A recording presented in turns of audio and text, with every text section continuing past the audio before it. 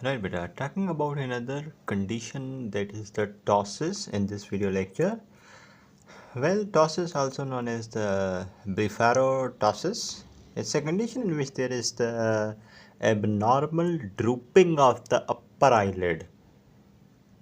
ऊपर वाली आईलिड नीचे झुकी हुई होती है, गिरी हुई होती है, ठीक है. Low position of the upper eyelid. You can see this picture. This is the typical presentation of the ptosis, right. So compare to ptosis एक और कंडीशन होती है जिसको हमको सूडोटॉसिस कहते हैं. सूडोटॉसिस इसको कहते हैं बेटा जैसे पेशेंट को कोई और मेडिकल कंडीशन हो जिसकी वजह से पेशेंट की जो आईलिड है वो नीचे झुकी हुई रहे, ठीक है, right. But that is not actually the true ptosis. There is the low position of the upper eyelid, but due to some other medical problem, not the typical true ptosis. That is said to be the pseudoptosis. In case of the anophthalmos, microphthalmia, ये ऐसी conditions हैं जिसमें ptosis देखने को मिलता है, but that is said to be the pseudoptosis, right? Because it is not actually the true ptosis, it only gives the false impression of the ptosis. ठीक है जी. अच्छा, okay. This is actually the classification of the ptosis. Ptosis, the blepharoptosis, it can be the congenital, can be acquired, right? And the acquired is of different types, right? It can be neurogenic, myogenic, aponeurotic, and the mechanical variety. One by one discuss करते हैं. पहले congenital, then acquired. The congenital ptosis, okay, is caused by the maldevelopment of the muscles, right? Maldevelopment of the muscle, tendon और nerve supply of the levator muscle. eyelid में एक बहुत important muscle होता है, that is the levator muscle. अगर उस muscle के अंदर उसके टेंडन में या नर्व सप्लाई में एम्ब्रियोलॉजिकली कोई कोई कोई मेल डेवलपमेंट हो जाए तो उसकी वजह से फिर अपर आईलिड बार नीचे ड्रूप करे तो उसको कंजेनाइटल टॉसिस कहते हैं. समझ आई बात बेटा? इस तरीके से. अब ये देखो एक पिक्चर है बेटा, दिस इज़ द कंजेनाइटल टॉसिस. अब इस पिक्चर में इस पेशेंट की ये देखो आई नीचे ड्रूपिंग हो रही है आई की. This is the congenital ptosis. Problem क्या है? लेवेटर मसल या फिर मसल का जो टेंडन है या फिर उसका नर्व सप्लाई है वो ख़राब हो चुका है जिसकी वजह से ये प्रॉब्लम आई है. ठीक है बच्चों, इस या कंजेनाइटल एम्ब्रियोलॉजिकल डेवलपमेंट के दौरान. कंजेनाइटल टॉसिस जो है बेटा इसकी डिफरेंट फॉर्म्स होती हैं. कौन कौन सी फॉर्म है? सबसे पहले है सिंपल कंजेनाइटल टॉसिस. सिंपल कंजेनाइटल टॉसिस ऐसी कंजेनाइटल टॉसिस होती है जिसमें यूनिलेटरल टॉसिस होती है. बायलेटरल हो सकती है लेकिन mostly it is unilateral. This is the typical presentation of the simple congenital ptosis, right? Okay, this is the unilateral and this is the bilateral congenital ptosis. ठीक है, bilateral simple congenital. So simple congenital ptosis can be unilateral mostly, but in some cases it can be bilateral as well. ठीक है, can you see this drooping of the upper eyelid? Yeah. And the very important feature you will see the skin eyelid का जो crease होता है ना वो absent होगा. अब ये नॉर्मल आई है, ठीक है, इसमें कोई ड्रूपिंग नहीं है. ये आपको क्रीज दिख रहा है एक, ये जो नॉर्मली प्रेजेंट होता है ये क्रीज मौजूद है. लेकिन इस केस में आप देखो यहाँ पे ड्रूपिंग है, यहाँ पे क्रीज एब्सेंट हो गया है. ठीक है, अगर बायलेटरली होगा तो भी स्किन का क्रीज बिल्कुल गायब है. ठीक है जी, इस तरीके से. ये तो हड्डी की वजह से इंप्रेशन आई है ना, जो आईलिड का जो जो ये जो ग्रूव आता है ना बेटा वो गायब हो जाता है. सही है, तो eyelid crease is absent, ptotic lid is higher than the normal lid. You compare these two. Look, this ptotic lid is higher compared to normal lid यहाँ पे, ptotic lid higher है. ठीक है जी, due to the poor relaxation of the levator muscle. Levator muscle की खराबी है ना, मैंने बताया. अगर वो प्रॉपरली रिलैक्स नहीं कर पाता इसकी वजह से ऊपर रहता है, कंट्रैक्टेड रहता है, खिंचा हुआ रहता है ऊपर की तरफ. ठीक है जी, और लेवेटर फंक्शन इसमें रिड्यूस होता है as I mentioned earlier congenital ptosis के अंदर. तो this is the simple congenital ptosis. What about another type of the congenital ptosis? Another type of the congenital ptosis is the Marcus gun jaw winking ptosis. I am liking these names again. Congenital synkinetic ptosis भी कहते हैं इसको. ये इतनी common नहीं है. It is only 5% of the all congenital ptosis. What happens in this is, that's a very important thing to understand. इसमें बेटा प्रॉब्लम ये होती है कि मैं बताता हूँ, जैसे पेशेंट माउथ ओपन करता है ना, तभी उसकी आईलिड ऊपर हो जाती है, वरना उसकी आईलिड नीचे गिरी हुई रहती है, झुकी हुई रहती है, ड्रूप्ड रहती है। मैं पिक्चर दिखाता हूँ आपको, जस्ट अ सेकेंड। आप यहाँ आ जाओ। ओके, अब ये दो पिक्चर्स कंपेयर करो। अगर जिस पेशेंट का माउथ बंद है तो आईलिड की ड्रूपिंग है, और जैसे ही वो माउथ ओपन कर रहा है तो इसकी आईलिड भी ओपन हो रही है। ये जो टाइप है कंजेनाइटल टॉसिस की, इसमें क्या प्रॉब्लम होता है मैं आपको बताता हूँ बेटा। इसमें नर्व डिस्ट्रीब्यूशन का थोड़ा प्रॉब्लम होता है। नॉर्मली क्या होता है, अब ये पीछे आ जाए ज़रा, यहाँ से दिखाता हूँ मैं आपको। देखिए, इसमें थोड़ा नर्व डिस्ट्रीब्यूशन का प्रॉब्लम हो जाता है between the oculomotor nerve and the mandibular branch of the trigeminal nerve. Normally जो मैंडिबुलर ब्रांच होती है ट्राइजेमिनल नर्व की, वो सप्लाई करती है मसल्स ऑफ मेस्टिकेशन को। लेकिन अगर कुछ यूँ हो जाए कि जो आपकी मैंडिबुलर ब्रांच है ट्राइजेमिनल नर्व की, वो मसल्स ऑफ मेस्टिकेशन को सप्लाई करने के साथ साथ ऊपर टार्सल मसल को भी सप्लाई करे, जिसको नॉर्मली आकुलोमोटर सप्लाई करती है ना, जिसको नॉर्मली आकुलोमोटर सप्लाई करती है, लेवेटर मसल टार्सल बोल दिया। लेवेटर मसल को नॉर्मली आकुलोमोटर सप्लाई करती है। लेकिन अगर यूँ हो नर्व डिस्ट्रीब्यूशन के अंदर प्रॉब्लम हो जाए और आकुलोमोटर के सप्लाई के बजाय जो लेवेटर मसल है उसको सप्लाई कहाँ से मिले, ट्राइजेमिनल की जो मैंडिबुलर ब्रांच है। तो जैसे बेटा पेशेंट माउथ ओपन करेगा ना, उसकी ट्राइजेमिनल नर्व यूज़ होगी, तो माउथ को ओपन होने के साथ साथ लेवेटर मसल भी ओपन होगा, काम करेगा, और आईलिड ऊपर हो जाएगी। ठीक है बच्चों। So this type of the congenital ptosis makes up the 5% of the congenital ptosis. And you know beta what happens? The retraction of the ptotic eyelid occurs with the jaw movement. Why does it occur? Due to the misdirected cross innervation between the oculomotor nerve and the mandibular branch of the trigeminal nerve. ठीक है, जो कि normally muscles of mastication को supply करती है। तो इसमें क्या हो जाता है, मसल ऑफ मेस्टिकेशन को तो सप्लाई करती है ट्राइजेमिनल नर्व की ये मैंडिबुलर ब्रांच, लेकिन साथ में लेवेटर को भी इसका सप्लाई चला जाता है, जिसकी वजह से जब आप मुंह खोलते हो तो साथ में आपकी जो टोटिक लिड है वो भी ओपन हो जाती है। सही है, क्योंकि लेवेटर को भी सप्लाई ट्राइजेमिनल से जा रहा है। अभी तो आपने माउथ ओपन किया, ट्राइजेमिनल को यूज़ किया, और इसको ओपन किया आपने तो ट्राइजेमिनल यूज़ हुई, तो माउथ भी ओपन हो गया, और उसके साथ साथ ये लेवेटर मसल भी ऊपर खिंच गया, कंट्रैक्ट हो गया। तो इस तरीके से बेटा, सही है।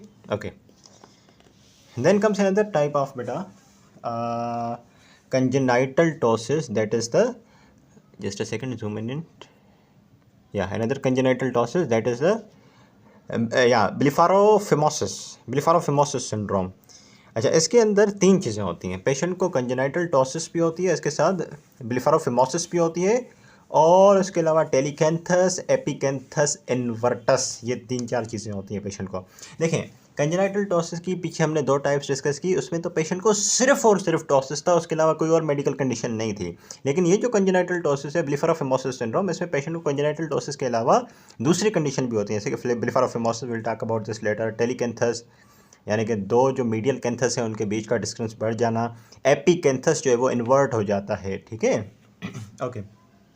अगर आप ये पिक्चर देखो, ये है टिपिकल प्रेजेंटेशन आपके ब्लिफारोफिमोसिस सिंड्रोम की। इसमें क्या है, टॉसिस तो है ही है, दोनों तरफ से बायलैटरल कंजेनाइटल टॉसिस है। ठीक है, इसके अलावा जो है टेलीकैंथस हो गया है मीडियल कैंथस के बीच में, और ये डिस्टेंस नॉर्मल से ज़्यादा बढ़ चुका है। इसके अलावा एपिकैंथस इन्वर्सस और blepharophimosis, you have to keep it in your mind anyways, right बेटा। सो या this was the third type of the congenital ptosis. After congenital ptosis comes the acquired ptosis. Acquired ptosis के अंदर बेटा बहुत सारी types आती हैं। एक न्यूरोजेनिक टॉसिस, एक मायोजेनिक टॉसिस, एक मैकेनिकल टॉसिस होती है। ठीक है, इस तरीके से बताया था ना। अच्छा, अब neurogenic ptosis occur due to the lesions of the nerves supplying the upper lid. देखो, ये अपर लिड है, टॉसिस किसको कहते हैं, ये अपर लिड नीचे झुक जाए। ठीक है, और इसको हम टॉसिस कहते हैं।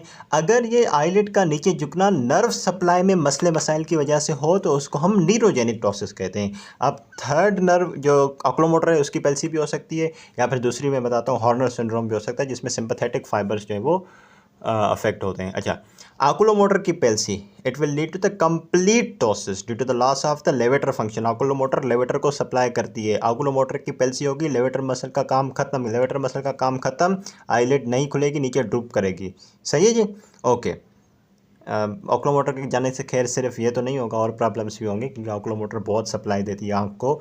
जैसे आकुलर मूवमेंट्स नहीं हो पाएंगी, पीपल डायलेट नहीं हो पाएगा, ठीक है बेटा। तो लेकिन हमारा कंसर्न तो इससे है, आपके टॉसिस से। So neurogenic ptosis, what is ptosis? Drooping of the eyelid, upper eyelid, and is said to be the neurogenic ptosis if there is problem in the nerves supplying, so if the problem is in the oculomotor nerve, or it can be the problem in some sympathetic fibers, ठीक है, that is said to be the Horner syndrome, ठीक है जी। इसमें क्या होता है, partial टॉसिस होती है। न्यूरोजेनिक की मैंने दो टाइप बताई, एक तो ऑक्लोमोटर पेल्सी, एक हॉर्नर सिंड्रोम। ऑक्लोमोटर की अगर पेल्सी होती है, उससे जो न्यूरोजेनिक टॉसिस होती है वो कंप्लीट टॉसिस होती है। लेकिन अगर हॉर्नर सिंड्रोम की वजह से जो न्यूरोजेनिक टॉसिस होती है, उसमें पार्शियल टॉसिस होती है, ठीक है जी। ये पिक्चर देखो, ये नॉर्मल आई है, ये टॉसिस है, लेकिन कंप्लीट टॉसिस नहीं है, पार्शियली टॉसिस है, ठीक है, इस तरीके से। एंड ओके, जिस तरफ बेटा टॉसिस है ना पेशेंट को, उसी आँख में आपको मियोसिस भी मिलेगी, और इसके अलावा और लोअर लिड एलिवेशन और एनहाइड्रोसिस भी मिलेगी। एनहाइड्रोसिस यानी कि inability to sweat, patient Horner syndrome के अंदर उसके अंदर स्वेटिंग भी नहीं मिलती, ठीक है। सो कहने का मकसद ये है बेटा, जो न्यूरोजेनिक टाइप ऑफ टॉसिस है उसमें दो, देखो नर्व इंजरी है ना, एक तो ऑक्लोमोटर की इन्वॉल्वमेंट हो सकती है, सिंपैथेटिक फाइबर्स की इन्वॉल्वमेंट हो सकती है। ऑक्लोमोटर की इन्वॉल्वमेंट हुई, लेवेटर मसल का काम खत्म हो गया, complete ptosis. Sympathetic nerve fiber damage हुआ, हॉर्नर सिंड्रोम डेवलप हुआ, और उसके अंदर क्या होता है बेटा, पार्शियल टॉसिस होती है। लेकिन पार्शियल टॉसिस के अलावा और मसले मसाइल क्या देखने को मिलते हैं, एनहाइड्रोसिस, बिल्कुल भी स्वेटिंग नहीं होगी पेशेंट को, लोअर लिड एलिवेटेड रहती है, उसके अलावा एप्सिलेटरल उसी साइड की मायोसिस भी रहेगी, दैट इज द पिपुलरी कंस्ट्रिक्शन, ठीक है, इस तरीके से, right, okay. Then this was the neurogenic ptosis. Now comes the myogenic ptosis. So the problem will not be in the nerve now. The ptosis will be due to some problem in the muscles or the myoneuronal junction. इसकी तीन types होती हैं, ठीक है। myogenic ptosis can be due to the myasthenia gravis, ocular thyropathy and the myotonic dystrophy. You don't have to worry about the ocular thyropathy and the myotonic dystrophy. You have to keep in your mind the myasthenia gravis. That's the real baby. That's the real thing. What happens is, what's the problem is okay, let me explain you. This is the eyelid. This is the muscle of the eyelid. Normally what happens, this is the presynaptic terminal and the postsynaptic terminal is this muscle, okay. So if I take this muscle out and show you, this is the muscle, this is the presynaptic terminal, postsynaptic terminal is the muscle. So what happens is this, the acetylcholine comes here, but the problem is on the postsynaptic terminal जो receptor मौजूद होता है, उस वो receptor जो है अगर destroyed हो, ये रिसेप्टर बिल्कुल काम ना करे, तो इसकी वजह से एसिटाइलकोलिन नहीं लग पाएगा और मसल कंट्रैक्ट नहीं होगा। इसको हम कहते हैं माइस्थीनिया ग्रेविस, ठीक है। अगर माइस्थीनिया ग्रेविस है पेशेंट को, तो क्या उसको मायोजेनिक टॉसिस होगा या नहीं होगा? जाहिर सी बात है होगा। क्यों? क्योंकि माइस्थीनिया ग्रेविस में क्या होता है, मसल कंट्रैक्ट नहीं करते। मसल कंट्रैक्ट क्यों नहीं करता? क्योंकि इसके जो रिसेप्टर हैं एसिटाइलकोलिन के, वो ख़राब होते हैं, जिसकी वजह से एसिटाइलकोलिन नहीं लगता और न्यूरो ट्रांसमिशन नहीं होती, ठीक है जी। माइस्थीनिया ग्रेविस का पेशेंट है, उसके अंदर मसल्स कंट्रैक्ट नहीं होते आईलिड के और बॉडी में और जगहों के भी। तो if the patient has myasthenia gravis, muscle can not contract, right, so eyelid गिरती रहेगी बार बार नीचे। इसको हम मायोजेनिक टॉसिस कहते हैं। इस केस में जो टॉसिस होती है यूनिलेटरल या बायलेटरल दोनों हो सकती हैं, ठीक है। टॉसिस इज़ वेरिएबल फटीगेबल, ज़्यादा फटीग होगी तो ज़्यादा टॉसिस होगी, ठीक है। खास करके शाम में ज़्यादा वर्स हो जाती है क्योंकि फटीग ज़्यादा होती है। और माइस्थीनिया ग्रेविस की वजह से अगर मायोजेनिक टॉसिस हुई है तो बेटा पेशेंट को डिप्लोपिया भी होती है, ठीक है। That's all about this, don't worry about this any more, keep it simple. Myasthenia gravis में क्या हुआ, मसल कंट्रैक्ट नहीं करा, मसल कंट्रैक्ट नहीं करेगा तो आईलिड नीचे गिरेगी, मसल की वजह से ये प्रॉब्लम हुआ, मायोजेनिक टॉसिस खत्म। Then comes another type of the ptosis, that is the aponeurotic ptosis, ठीक है बच्चों। इसको मैं ज़रा डिस्कस करता हूँ। राइट बेटा, in aponeurotic type of the ptosis the problem is in the levator aponeurosis. In the neurogenic ptosis, the problem was in the nerves, the oculomotor nerve or the sympathetic fibers. In the myogenic, the problem was in the muscle. But here comes the problem in the aponeurosis of the levator muscle, right? The problem can be the disinsertion of the aponeurosis, or the stretched aponeurosis, or dehiscence of the aponeurosis. Dehiscence mean the splitting of the aponeurosis, बीच में से वो split हो जाए, ठीक है, या फिर डिसइंसर्शन जो अपनी जगह पे इंसर्शन से हट जाए, या फिर वो बहुत ज़्यादा स्ट्रेच हो जाए, ठीक है।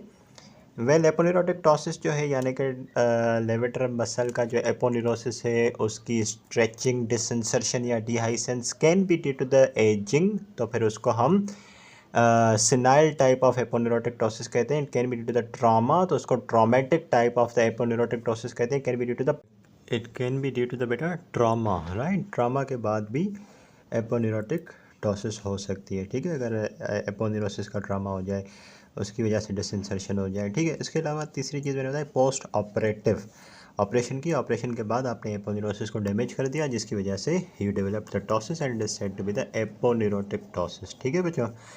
एक पेशेंट है बेटा एपोनेरोटिक टॉसिस का, उसके टिपिकल जो जो यू नो एक होता है डायग्नोसिंग फीचर्स क्या होंगे, भाई हाँ ये जो है फिंगर टिप्स पे रखने वाले फीचर्स हैं। फॉर एपोनेरोटिक टॉसिस ये एपोनेरोसिस का प्रॉब्लम है बेटा। लेवेटर मसल जो है उसका फंक्शन बिल्कुल नॉर्मल होगा, सही है। स्किन आईलिड क्रीज मौजूद होगी लेकिन हायर लेवल पे होगी, थोड़ा सा ऊपर होगी, ठीक है।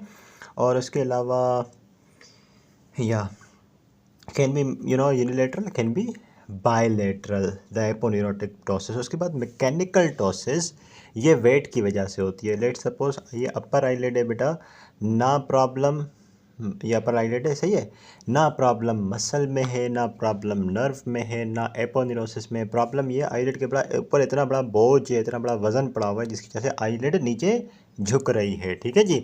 अच्छा अब ये देख लो, ये है ना पिक्चर्स बेटा, ये रही एक, ये है ऊपर अवर ग्रोथ है, ठीक है, इसकी वजह से टॉसिस हो रही है। ये देखो ये अवर ग्रोथ है, इसकी वजह से टॉसिस हो गई है, ठीक है। और आपने सर्जरी करी, सर्जरी करने के बाद इस ग्रोथ को हटा दिया, इसको हटाने के बाद देखो ये टॉसिस इम्प्रूव हो गई। Improvement in the ptosis after the surgical removal of this mass, ठीक है जी, इसको हम मैकेनिकल टॉसिस कहते हैं। Can be due to the eyelid tumour, can be due to the या आईलिड ट्यूमर, जैसे कि ये है let suppose if I am not wrong, या can be due to the inflammation, कोई बहुत बड़ा चिलाजियन हो या फिर डर्मेटोचिलासिस हो, खास करके बड़े चिलाजियन को हम कहते हैं डर्मेटोचिलासिस, तो बहुत बड़ा चिलाजियन हो तो उसकी वजह से भी वेट की वजह से बेटा अपर आईलिड नीचे उसकी ड्रूपिंग होती है, सही है बच्चों। इसके बाद अगर आगे चलते हैं तो क्लिनिकल प्रेजेंटेशन बेटा, क्लिनिकल प्रेजेंटेशन ऑफ या the patient with mechanical ptosis, or if not the mechanical ptosis, I'm sorry, the clinical presentation of the patient with the ptosis only, keep it simple. So if the patient is there with the ptosis, it can be the neurogenic, it can be the myogenic or the aponeurotic or mechanical type of ptosis. patient present कैसे करेगा? सबसे पहली चीज़ cosmetic disfigurement, जाहिर सी बात है cosmetics ख़राब होंगे क्योंकि एक आईलिड जो है झुकी हुई है तो कॉस्मेटिक्स तो ज़ाहिर है ख़राब होंगे। Okay, number 2 thing is when ptosis covers whole pupillary area in a child below 9 years of the age, होता है ना बेटा, एक होती है कंप्लीट टॉसिस, एक होती है पार्शियल टॉसिस। पार्शियल टॉसिस में तो आधी आंख बंद होती है ना, टॉसिस जब पूरे पिपलरी एरिया को कवर करे यानी कि कंप्लीट टॉसिस का केस हो, खास करके 9 साल से कम उम्र के बच्चों में होता है, तो फिर उससे एम्ब्लोपिया हो जाता है, that is the lazy eyes, ठीक है जी। और एक बड़ा जो एक लेजी सा एक अपीयरेंस होती है आई की उस अफेक्टेड साइड की, ठीक है। उसके बाद एक बहुत बड़ी प्रेजेंटिंग फीचर बेटा टॉसिस का, that is the squint. Squint means that the eyes will be miss aligned, जिसको स्ट्रेपिस्मस भी कहते हैं, एक अलाइनमेंट में नहीं होती। Number 4 is the abnormal head posture. देखिए बेटा, आप ये पेशेंट है, आप फ़र्ज़ करें उसकी ये आँख जो है बेटा, इसका ये कॉर्निया का पोर्शन है और आईलिड इसकी इतनी झुकी हुई है। अब देखो ये आईलिड है, ये इतनी झुकी हुई है, आँख का सिर्फ ये वाला पोर्शन बचा हुआ है पार्शियल टॉसिस से, फ़र्ज़ करो। तो पेशेंट क्या करेगा, बार बार जो है ना अपने सर को पीछे करेगा, हेड को टिल्ट करेगा ताकि इस हिस्से से वो देख सके, ठीक है। तो बैकवर्ड टिल्टिंग ऑफ हेड देखने को मिलेगी बायलेटरल मॉडरेट टॉसिस में, जिसमें क्या होगा, बच्चा कॉन्स्टेंटली ही will be attempting to elevate the chin, अपने चिन को ऊपर करेगा और सर को पीछे करेगा, ताकि आंखों का नीचे वाला हिस्सा जो आईलिड से कवर नहीं है उससे वो देख सके। ठीक है जी। उसके अलावा wrinkling of the skin of the forehead in attempt to elevate the upper eyelid, upper eyelid को जब खोलने की आप कोशिश करोगे तो ज़ाहिर है फॉरहेड पे रिंकल्स बनेंगे। ठीक है, ऑब्वियस सी बात है, पेशेंट टॉसिस का ऐसा ही होता है जिसमें उसकी आईलिड हर वक्त बंद रहती है, तो वो खोलने की कोशिश करता है तो हर वक्त उसके फॉरहेड पे आपको रिंकल्स दिखेंगे। एक बेटा पेशेंट है टॉसिस का, ptosis can be due to the neurogenic problem in the oculomotor nerve, problem in the sympathetic fibers, that is the Horner syndrome. Ptosis can be aponeurotic, mechanical, and very importantly it can be myogenic due to the myasthenia gravis. Now कुछ investigations perform करते हैं बेटा, दो test हैं, टेंसिलिन test और ice test. ये दो test करने से एटलीस्ट ये पता चल जाता है कि जो पेशेंट को टॉसिस है वो माइस्थीनिया ग्रेविस की वजह से है या नहीं है। हाँ जी, टेंसिलिन टेस्ट में हम क्या करते हैं, जब माइस्थीनिया सस्पेक्टेड हो तब करते हैं, फिर कंफर्म कर लेते हैं कि देखिए अगर टेंसिलिन टेस्ट पर पॉजिटिव आती है तो पेशेंट को माइस्थीनिया ग्रेविस से और इसी वजह से टॉसिस हो रही है, और माइस्थीनिया ग्रेविस से होने वाली टॉसिस को हम मायोजेनिक टॉसिस कहते हैं, मसल इन्वॉल्व होता है। और एक आइस टेस्ट होता है, अगर वो भी पॉजिटिव आ रहा है तो फिर बेटा पेशेंट को लाजमी या क्या है, माइस्थीनिया ग्रेविस से। ठीक है बच्चों, इस तरीके से तो क्या करते हैं टेंसिलिन टेस्ट में, it is performed when myasthenia suspected. Patient को हम बेटा एड्रोफोनियम क्लोराइड, जिसको हम टेंसिलॉन भी कहते हैं, इसका आईवी इंजेक्शन देते हैं। अगर ये आईवी इंजेक्शन देने के बाद मसल कंट्रैक्शन हो, और मसल कंट्रैक्शन हो, देखो अब यहाँ से कंपेयर करो, ये पेशेंट है टॉसिस का, ठीक है, ये टॉसिस का पेशेंट है, इस पेशेंट को हमने आईवी इंजेक्शन लगा दिया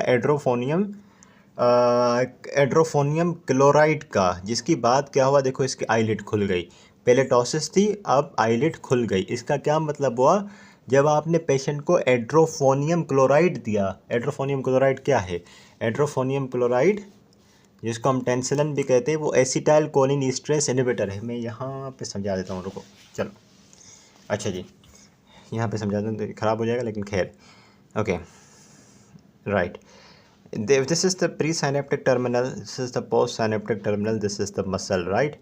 मायसीनिया ग्रेविस में प्रॉब्लम क्या होता है कि एसिटाइल कोलिन तो आ रहा होता है, लेकिन ये रिसेप्टर पे नहीं लगता, रिसेप्टर में कोई प्रॉब्लम होती है due to the condition called myasthenia gravis. तो हम क्या करते हैं, और ये एसिटाइल कोलिन यहाँ अवेलेबल होता है, इसको एसिटाइल कोलिन ईस्टरेज एंजाइम डिस्ट्रॉय कर देता है। हम क्या प्रोवाइड करते हैं पेशेंट को, एसिटाइल कोलिन ईस्टरेज इनहिबिटर, जैसे कि एड्रोफोनियम सल्फेट। तो क्या होता है, एसिटाइल कोलिन ईस्टरेज इनहिबिट हो जाता है। जब ये इनहिबिट हो जाता है तो एसिटाइल कोलिन यहाँ पे हर वक्त अवेलेबल रहता है और कोशिश करके रिसेप्टर को एक्टिवेट करता है, मसल कंट्रैक्ट होता है। जब मसल कंट्रैक्ट होता है तो क्या होता है, आपकी जो आईलिड पहले झुकी हुई थी वो थोड़ी उठ जाती है और खुल जाती है, और हम कहते हैं ओ अच्छा, we provide the patient with edrophonium sulphate, मतलब एसिटाइल कोलिन ईस्टरेज इनहिबिट हुआ, एसिटाइल कोलिन अवेलेबल हुआ तो मसल कंट्रैक्ट हो गया, फिर तो लाजमी ये मायसीनिया ग्रेविस ही हुई ना। ठीक है, क्योंकि ये प्रॉब्लम तो मायसीनिया ग्रेविस में ही होता है। ठीक है बच्चों, इस तरीके से। So I hope you are getting my point.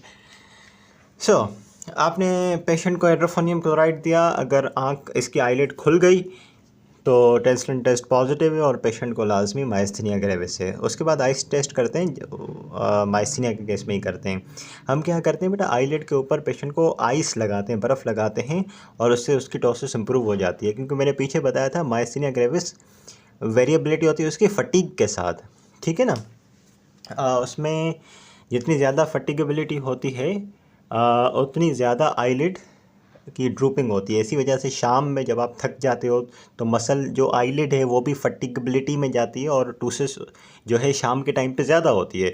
जब आप बेटा आइस लगाते हो ना आईलिड के ऊपर, तो आईलिड की फटीग कम हो जाती है। जब फटीग कम हो जाती है तो एसिटाइल कोलिन बढ़ जाता है। एसिटाइल कोलिन बढ़ जाता है तो बस आप समझ जाओ न्यूरोमस्कुलर ट्रांसमिशन होगी, और न्यूरोमस्कुलर ट्रांसमिशन होगी और मसल कंट्रैक्ट करेगा और टॉसिस बेहतर हो जाएगी।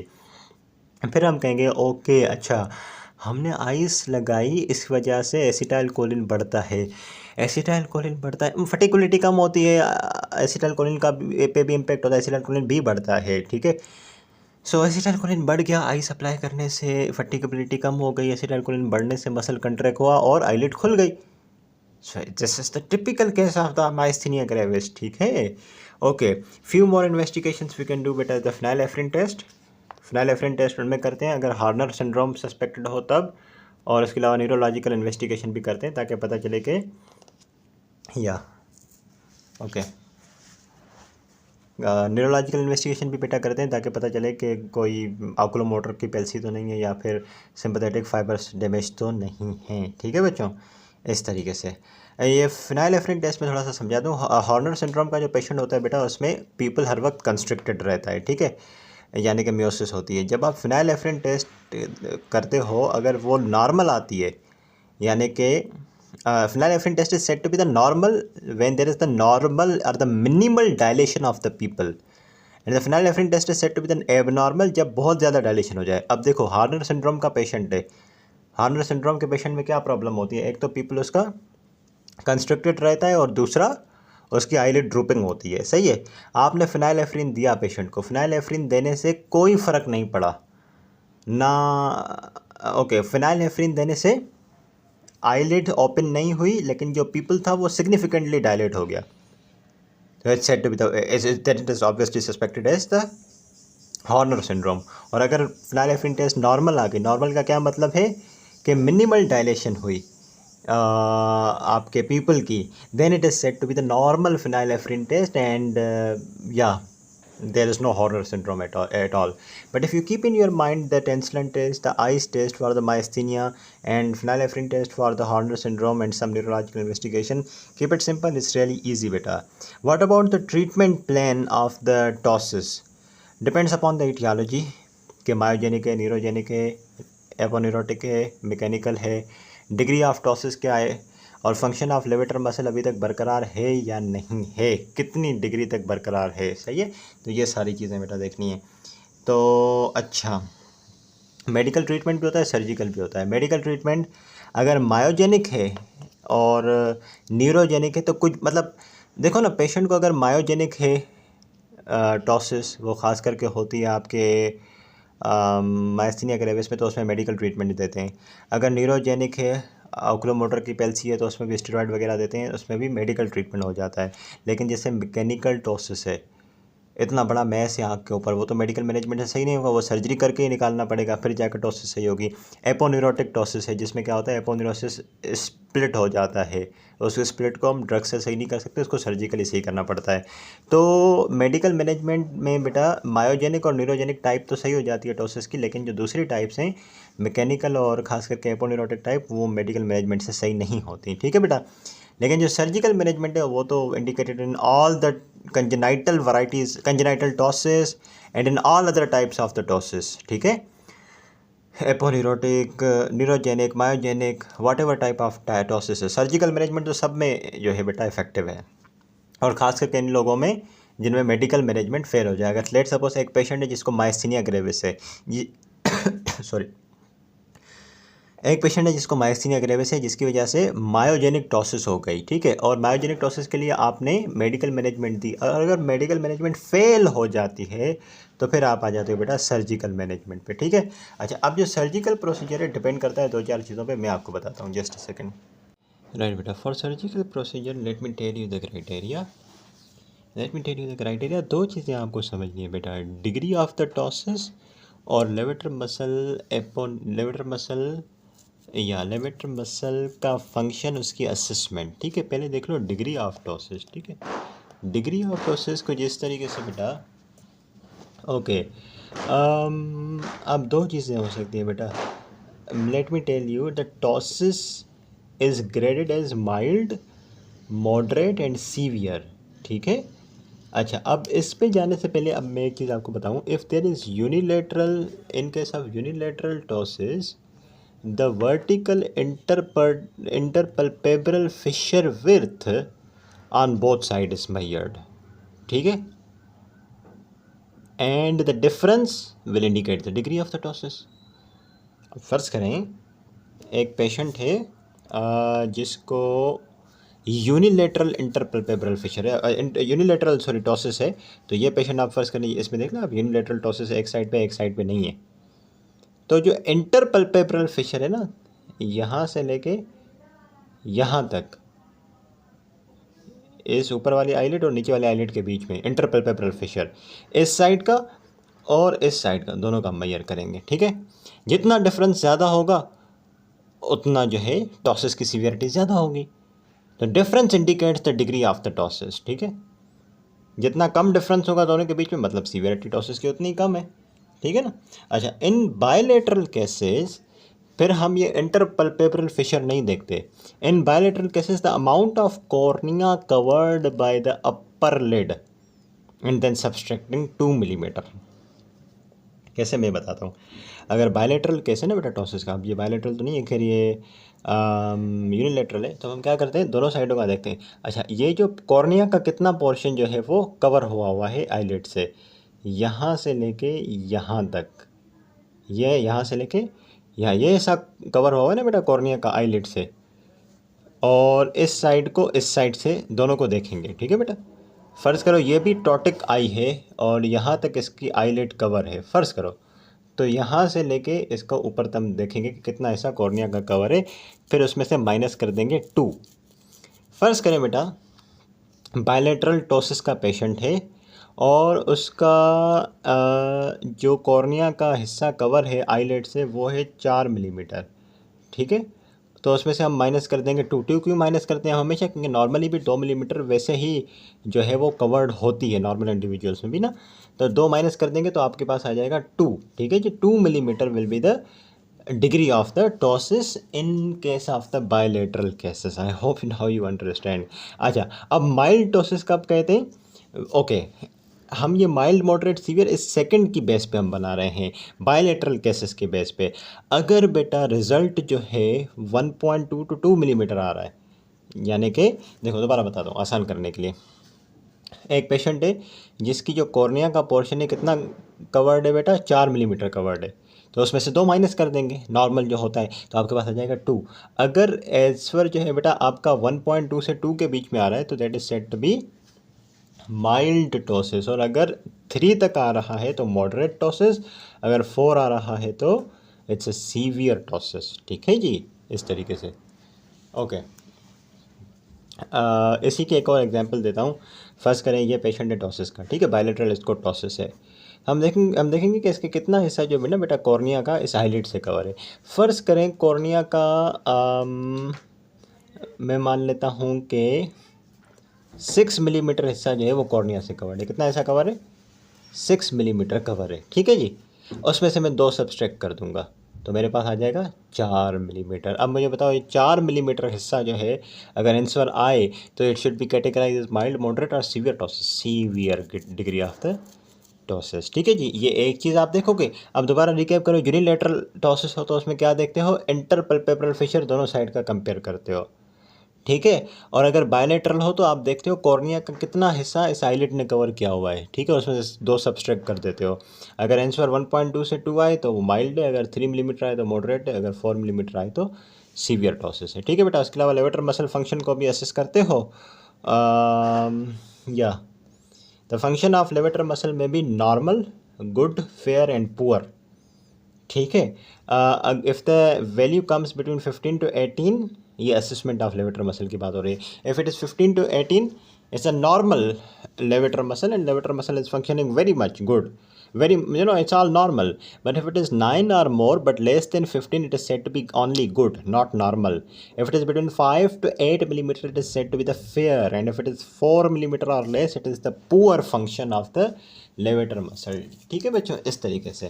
तो ये 2 बातें अगर आपने समझ ली ना, एक आपने ये डिग्री ऑफ टॉसिस कैसे देखते हैं और लेवेटर मसल फंक्शन की कैसे हम क्लासिफिकेशन कर ली, ये दोनों चीज़ें जहन में रखोगे तो सर्जिकल ट्रीटमेंट इसी की बेसिस पे होता है। अच्छा, अब यहाँ आओ तो 4 तरह का सर्जिकल मेथड होता है। एक होता है आपका बेटा फैसनेला सर्वट ऑपरेशन, लेवेटर रिजेक्शन।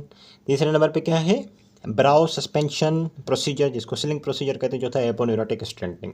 जो पहला सर्जिकल मेथड है फैसनेला सर्वट ऑपरेशन, ये किस केस में करते हैं अब बताता हूँ। ये उस केस में इंडिकेटेड होता है जब पेशेंट को माइल्ड टोसिस हो। पेशेंट को क्या हो बेटा? माइल्ड टोसिस हो। अब हम माइल्ड टोसिस किसको कहते हैं? इधर आओ। जब कॉर्निया का जो हिस्सा आईलेट से कवर हो उसको -2 करने के बाद आपका रिजल्ट 1.2 से 2 के बीच में आए, उसको माइल्ड टोसिस कहते हैं। तो हम फेसला सर्वेट कब करते हैं जब माइल्ड टोसिस हो, पेशेंट को 2 मिलीमीटर तक मैक्सिमम हो। और लेवेटर फंक्शन की जो असेसमेंट है वो किस कैटेगरी में आती हो? गुड में आती हो, यानी कि 9 मिलीमीटर या उससे ज़्यादा। ठीक है जी, इस तरीके से करते हैं। इसमें हम करते क्या है, exchange of the portion of the tarsal plate, conjunctiva and the Muller's muscle, ये ऐसे जो है हम एक्सरसाइज कर देते हैं। इसकी डिटेल्स एक्चुअली दी हुई नहीं है इन ऑपरेशंस की, लेकिन इंडिकेशन पता होनी चाहिए। ये फासनेला सर्वेट कब करते हैं? माइल्ड टोसिस हो, लेवेटर फंक्शन गुड हो, नॉर्मल नहीं गुड। अच्छा, लेवेटर रिजेक्शन एक और ऑपरेटिव मेथड इसमें हम कब करते हैं? जब मॉडरेट टोसिस हो। मॉडरेट टोसिस कब होती है? मैंने क्या बताया था? जब 3 मिलीमीटर हो। सही है, 3 मिलीमीटर हो। आपका बायलेटरल टोसिस के केस में 3 मिलीमीटर आपकी कॉर्निया कवर हो सब्सट्रैक्ट करने के बाद, ठीक है, और लेवेटर मसल का फंक्शन फेयर कैटेगरी में आता हो। ठीक हो गया? Okay. Brow suspension indicated in the severe ptosis. Severe ptosis कब कहते हैं बेटा? इधर आ जाओ दोबारा। जब आपका जो कॉर्निया का हिस्सा कवर्ड जो था आईलेट का, उसको -2 करने के बाद आपका रिजल्ट 4 आ जाए तो it is a severe ptosis. उस केस में हम ब्राउ सस्पेंशन करते हैं और लेवेटर मसल का फंक्शन किस कैटेगरी में आ रहा हो? पुअर कैटेगरी में आ रहा हो। ठीक है बच्चों, इस तरीके से। और aponeurotic strengthening is the indicated in the aponeurotic disinsertion. ये ऊपर वाले 3 प्रोसीजर हैं जो कि इससे रिलेटेड हैं, डिग्री ऑफ टोसिस से और लेवेटर मसल फंक्शन से। This is the procedure. या एपोन्यूरोटिक स्ट्रेंथनिंग किस में चाहिए होगी आप खुद सोचें। एपोन्यूरोटिक टाइप ऑफ टोसिस में, जिसमें डिसइंसर्शन हो जाती है। ठीक है, इस तरीके से। राइट बेटा। और when the surgery is not indicated then you use the spectacle props. ठीक है, जिसको हम क्रंचेस भी कहते हैं, टोसिस क्रंचेस वगैरह। So if you understand the degree of the ptosis, इसकी जो या ये जो किस तरीके से डिग्री ऑफ टोसिस हम डिटरमाइन करते हैं, उसके बाद सर्जिकल प्रोसीजर सिलेक्ट करते हैं। ठीक है बच्चों, so this is all about the ptosis now. I hope you have got some concepts. It's now time for the discussing the tumours of the eyelid. Right बेटा, लेट मी स्टार्ट।